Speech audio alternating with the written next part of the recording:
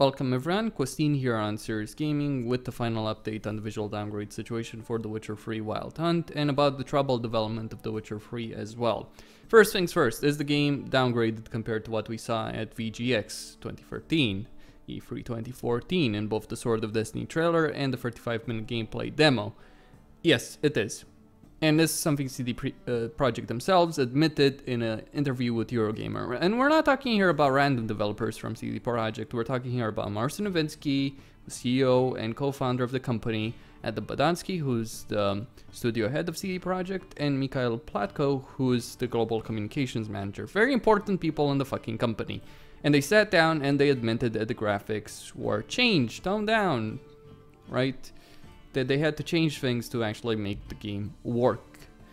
For complex technical reasons, right? Well, complex technical reasons, what they ultimately referred to as per a What If Gaming interview with the former CD Projekt developer, what happened is that during development, they started development and switched to DirectX 11 before the consoles were out and before their specs were finalized.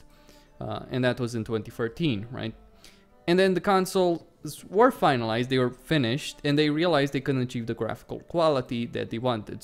And they didn't have the manpower, resources to make 3 separate versions. So they toned it down. That does mean that what I stated in the previous video, though that was just my guess, that it was due to optimization. Nope, they made a deliberate choice to tone down the graphics because they didn't have the manpower as other companies. Crytek had 600 people on Crysis 3, which looks amazing, by the way. Hundreds of people working on the engine, hundreds of people working on an Unreal engine. Obviously CD Projekt, and hundreds of people at DICE working on the Frostbite engine as well. So you can't compare CD Projekt to those companies, obviously. And that I feel is a reasonable enough explanation. But that's just part of the issue, right? First off, the console versions. No one real, I mean, I get that some people wanted the console version, but CD Projekt made a deliberate choice there. From the beginning, I might add. And once they made that from the beginning and signed those contracts with the distributors for the development of the game to get funding for the game, obviously they couldn't back down. They made a deliberate choice from the very beginning to make the game multi-platform on 3 platforms, PC, Xbox One, and PS4. That was a dumb idea, considering the consoles weren't out yet and CD Projekt didn't really have that much of an experience on it. And they made the deliberate choice there, and they really didn't think things through, right? But I'll talk about this later. No, the real problem isn't the fact that they downgraded the graphics, and they admitted this, as I stated. No, the problem is how they handled this during development. As soon as people saw the 35-minute gameplay demo, they realized it didn't look as good as the Sword of Destiny trailer or VGX. And that's when the whole debate started. It was limited at first. It exploded after Elder Blood came out. And after Elder Blood came out, 3 days after that trailer came out, they delayed the game again. They had already delayed it. They delayed it again. That shows you things weren't too rosy in CD Projekt at that time. But that's not the problem. The problem is they lied to people every time they were asked in an interview, and I do mean every single goddamn fucking time they denied there was a visual downgrade. They were asked point blank by people, they denied it. They said, oh, there's no visual downgrade. Bullshit. There is a visual downgrade that they admitted to after the game came out. After all that drama, all that fuss, all the flame wars, all the insults that I've received because I talked about this, you know, people who talked about it, who brought it to attention, who wouldn't shut up, all the bans on the forums, CD Projekt's admitted it. So it's real. That's the problem. It's it's Marcin Eventski going to Eurogamer and say, oh, we didn't think it was a problem. Bullshit! You told your developers to lie. In every fucking interview, they were practically lying, putting their reputation on the line and the reputation of your company so that you could lie. Because God forbid a company admits their game is less than perfect when their hype machine is working at maximum, right? Right! I mean, other companies at least didn't want to answer it instead of just openly fucking lying to their consumer base. The CD Projekt had worked very hard to earn consumer trust, and then they lied to people. So what happened, right? What happened? Well, I'll tell you what happened. Inevitably, there were people who didn't believe them, like myself. It's not that I don't respect CD Projekt for some of their stances, it's that blindly believing any developer is idiocy as far as I'm concerned. But some people did, right? You know, CD Projekt had worked to build a reputation, and that led to the inevitable flame wars between people who wanted to defend CD Projekt and people who wanted to call them out for the bullshit they were spewing. And it was blindingly obvious that it was a visual downgrade. Some people say, oh, I don't care, or to me it looks as good. That's just fanboyism, really, right there.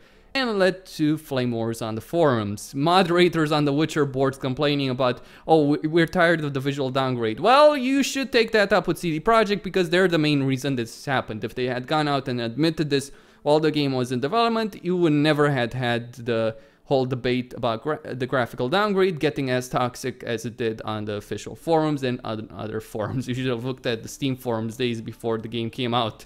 Pretty much thread after thread about the visual downgrade before CD Projekt put a stop to that and said, oh, people need to talk in civilized manner or else we'll ban them. It's like, fuck off. When you're lying to people, spewing bile, pitting the fans against one another, then people are not gonna be civilized or polite to you. They're gonna be fucking angry, and rightly so. Marcin Eventski said, oh, we didn't think it was a problem, then told his developers to lie.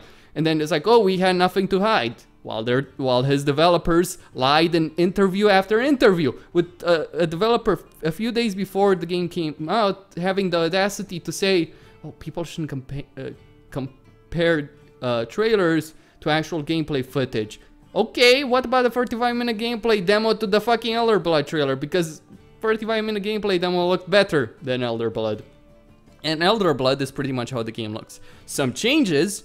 In fact, I'd say the game actually looks worse in some of those scenes. Like, there's no snow, there's no... the lighting's different, it's darker as well. I'd say some of the scenes look better in Elder Blood than in the final game. They tried to fix it. I'm not sure if they were ultimately successful. They tried to fix the glaring issues, they did some things, but in certain respects it actually looks worse. In other respects it looks considerably better, but because they removed things. Instead of fixing them, they removed the terrible snow effect, remove all the snow from all the scenes, or basically make snow irrelevant. The terrible frost effect on the Wild Hunt Riders, remove that, replace that with an ice effect, and so on and so forth. Plenty of things that they fixed like that by just removing the glaring issues from the Elder Blood trailer. Anyway, that's the main problem with it, the way they fucking handled it. And then at the end of the Eurogamer interview, Marcin Eventski said this: if you haven't played the game and you're just strolling on the internet, maybe you should consider. That's the way I read it, is you should shut the fuck up if you haven't played the game. So apparently people should buy the game and then complain? Really? Because apparently graphics are not something we can determine by just watching videos, comparing screenshots. No, we have to play the game. You can't make a comparison based on YouTube videos. YouTube compression! Cries out CD Projekt. Load of crap, load of bilge, load of bile. People can tell the difference, and people did tell the difference, and they were fucking right to tell that difference. They were correct. All of us who talked about the visual downgrade, who complained about it, fucking vindicated. Each and every single person who talked about it, who noticed the difference and complained about this, every single one of them vindicated. Simple as fucking that, right? And that's the biggest problem. And that's not something I'm gonna forget anytime soon or forgive CD Projekt. Oh, but the game is awesome, so why do you care? No, the game has a lot of glaring issues. The Wild Hunt, Eridan, Act 3, Dijkstra, Radovid, Lefo, Emir, I can go on. The list is huge, right? The list is huge. Saskia, Yorviv, the imports in general, Sheila, Philippa, the Lodge. I can't go on and on. There's so many goddamn problems in the story of The Witcher 3 and outside the story. There's problems in the open world. There's problems in bugs and glitches. There's problems in terms of balance, in terms of gameplay design, in terms of keybinds, in terms of graphical performance. The list is big. It's not a bug game. It's like, I remember when CD Projekt was saying in interviews, oh, we hope we won't need an enhanced edition to fix the issues because we're working to try and make a bug-free experience. Well, you failed. And that's the bigger issue. That's really bigger than the graphical downgrade. And all the bile, all the bullshit CD Projekt's scummy behavior during the development of the game by lying time and time again, banning people from the forums. Just a week before the game came out, they started banning people from the official forums because they wouldn't shut up about the graphical downgrade. It only grew worse on other forums, right? It only exploded on other forums because they handled it very fucking poorly. And they're to blame. I said it months before the game came out, because this is something that had occurred for close to a year before the game came out. I said months before the game came out that if CD Projekt ignores this issue, if they continue denying the fucking obvious, it would blow up in their faces. And it did. In glorious fashion, it fucking did. And I don't feel sorry for them one bit. They are fully responsible for it. They made the decision to like their fan base. Some people would say, oh, you know, people should stop believing the hype, should stop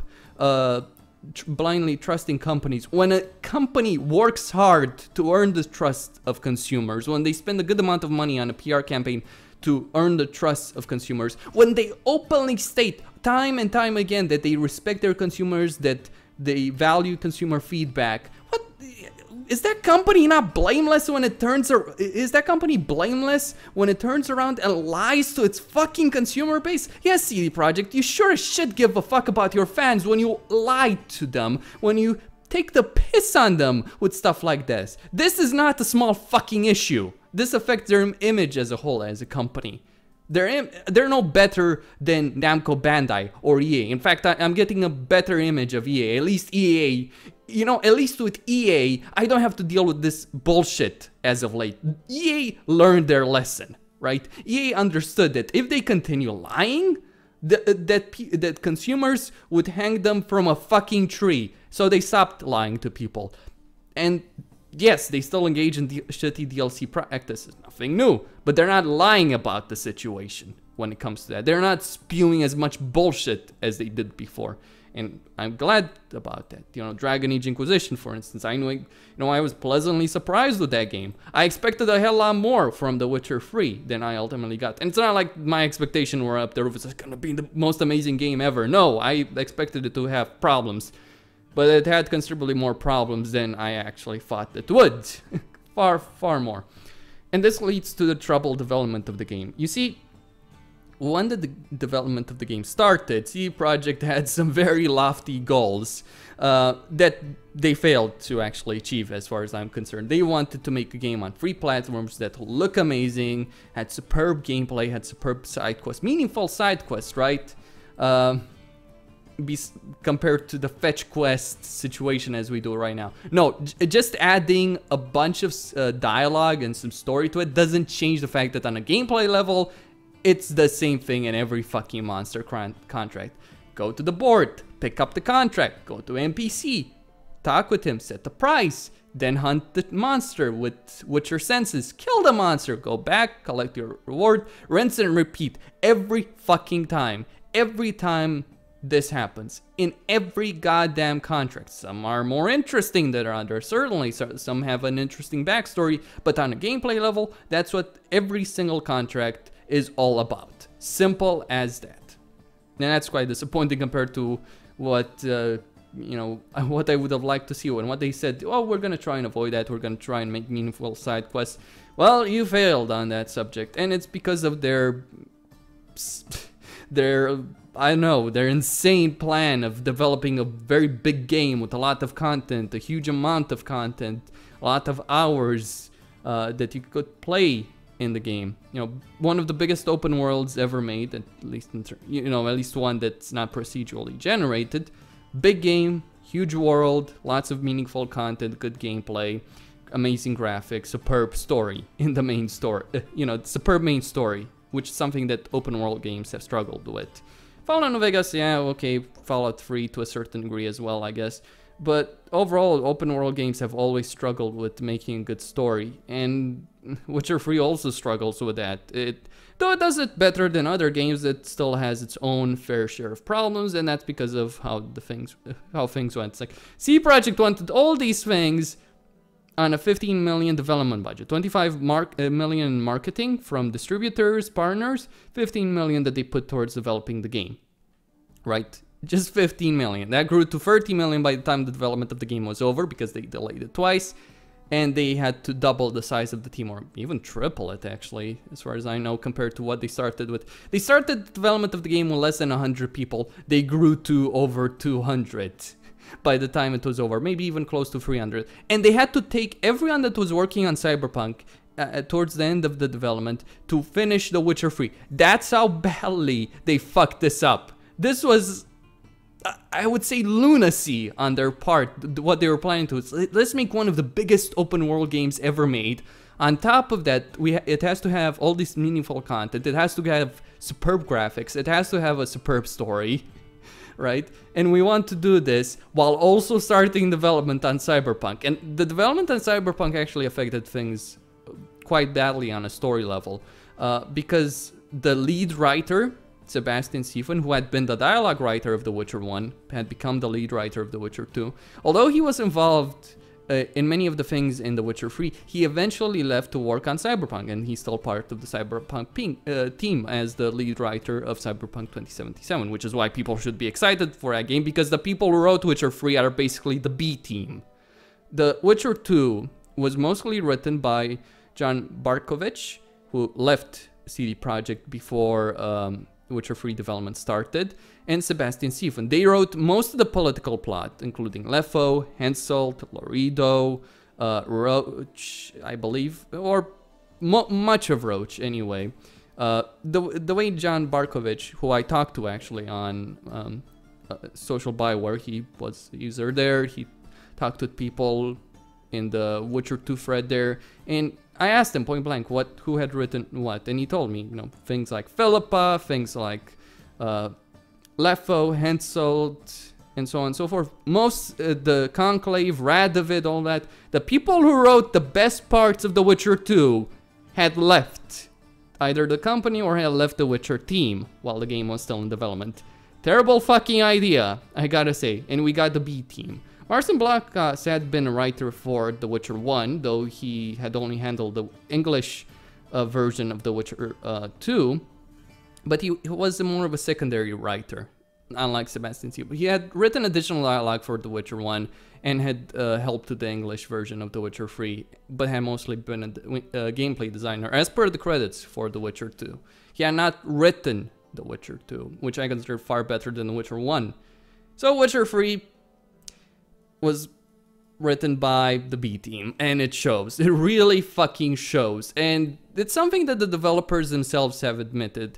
On official boards, if you go to the main story boards or story location characters discussion, there's thread after thread after thread discussing the problems in the story of the game, and there's a lot. From the Wild Hunt to the political plot, Dijkstra, Radovid, and so on and so forth. Plenty of problems across the board. And there's a big thread about politics in the game. And in that thread, a developer posted that they were aware of the problems in the story. That they knew some of these things before the game came out, which shows you that the development of the game was problematic, to say the least. But they had been unable to fix them. And that fixing them would actually require a lot of resources, because these are issues deeply embedded in the main storyline, or in quests related to main storylines, and you couldn't simply fix them. But they are aware of these issues. They're not blind. They're not arrogant like other developers. They're like, yes, we are aware. We know there are problems, but they can't be easily fixed. I hope for an enhanced edition that fixes these issues, but let's just say I'm skeptical that they'll do that. It remains to be seen if CD Projekt wants to fix everything that happens after Act 2, and bunch of stuff that actually happens before Act 2 concludes. You know, Kaer Morhen, all of that. The game has 3 acts. Act 1, where you're looking for information about Ciri. Act 2, where you're getting alliances and you get Ciri. Act 3, where you fought at Kaer Morhen, and then you're off to conclude the story and, you know, defeat the Wild Hunt. That's how the game is dealt with in terms of main story. And Act 3 is by far away the worst of the acts, but not that the other 2 don't have their own fair share of problems, they do. And I'll talk about these in greater detail. But suffice to say, the development of The Witcher 3 was deeply troubled. The developer who was too ambitious, who wanted to make the game on 3 different platforms because of greed. There's no other way. They wanted more money. Really, they just wanted to sell the game to a lot more people. I don't think they dumbed down the story on purpose to reach a wider market, but because they wanted to make such a massive game on 3 fucking platforms, they also stretched the writers thin, and these weren't the people who had written The Witcher 2 or The Witcher 1, I might add. These were, you know, for most part, most of the writers, outside of Marcin Blaha, who had written for Witcher 1, and Adam Sliminski, who had written for Witcher 2, most of the people were new or had other roles before in the company. So, you know, that's obviously going to be a problem. And on top of that, they have to write all the stuff in side quests, journal entries, all this stuff in a massive game. So obviously writing quality was going to suffer. In fact, I'd say some of the best writing is in Act 1 with the Bloody Baron and in some of the side quests. But not in Act 2 or Act 3. In fact, I'd say the writing in Act 3 is quite fucking terrible. Worst writing that I've seen from CD Projekt. Worst writing in The Witcher 3 itself, and by far away the worst writing in the company's history. It's not necessarily because of the open world, but they just didn't have enough time or resources, and they had to handle a lot. They had to tackle a lot because CD Projekt wanted to tick those boxes. You know, big open world, over 100 hours in terms of content, bigger than Skyrim, better than Skyrim, superb graphics, and they weren't prepared for it, and it shows. They didn't know what the hell they were doing. And that's all I have to say. They fucked it up.